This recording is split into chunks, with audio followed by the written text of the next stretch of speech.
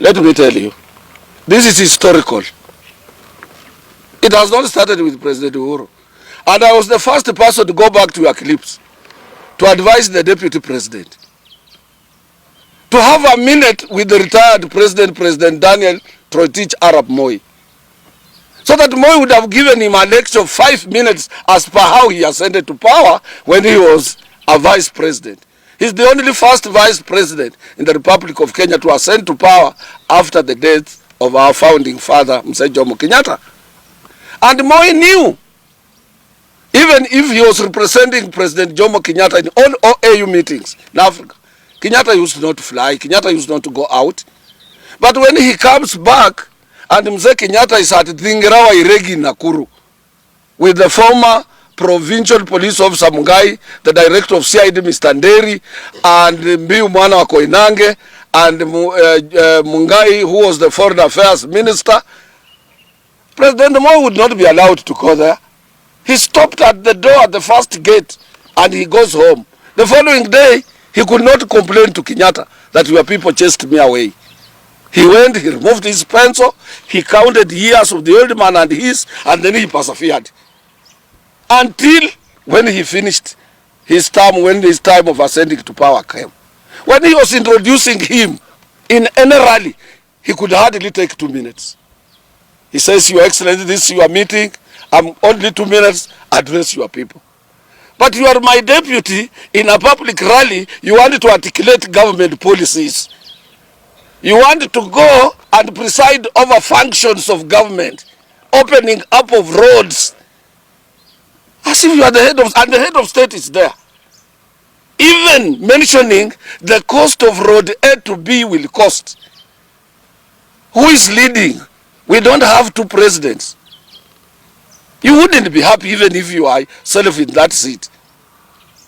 So I advised the people who support the deputy president to tell him to have 1 minute. If you want to ascend to power, you must be humble. You must humble yourself behind those who are before you, even if you know more. But when you assume my responsibilities and I'm on the seat, what do you people want President Uhuru Kenyatta to do to Ruto? What do you want him to do? Because even if he would have stayed there in the church and Ruto stands up, he starts articulating government policies, the roads he wants to put up in Kiambu, even in the home of President Kenyatta himself. And you are there. And you give a room to Kuria, Moses Kuria, to think it is Ruto who is running the government and not Uhuru Kenyatta. You make Wambuku Kunjiri in Nakuru to say it is not Uhuru, he's diverting attention in the house that is not his. And therefore soon he's going to find himself alone. I'm saying as an elder, I have nothing to lose. I'm giving him a free advice. Let him disappear as if it's not there, and he will service 2021 and he will survive.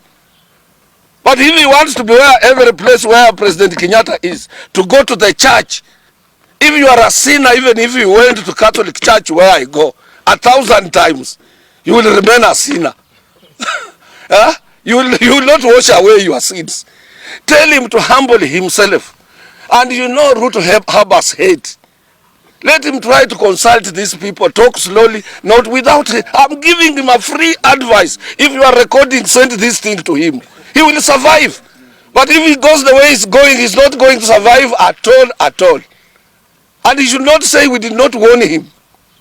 The way he has disappeared in Isuru, going home, let him sit there.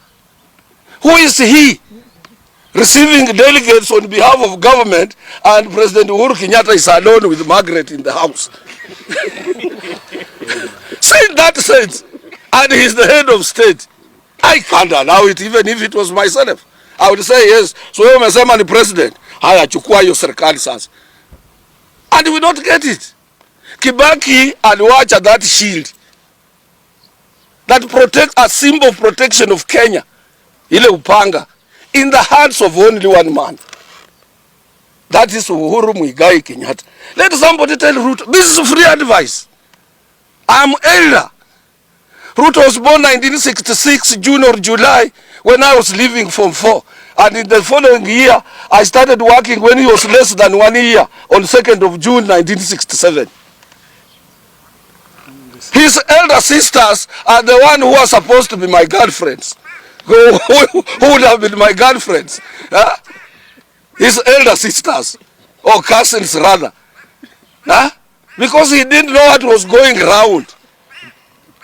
When we were dancing bookies and what have you in Nairobi, embracing a bond Kalenjin girl, beautiful Kalenjin girls, he was nowhere. Let him listen to me for free. Let him listen to me for free, and he will survive.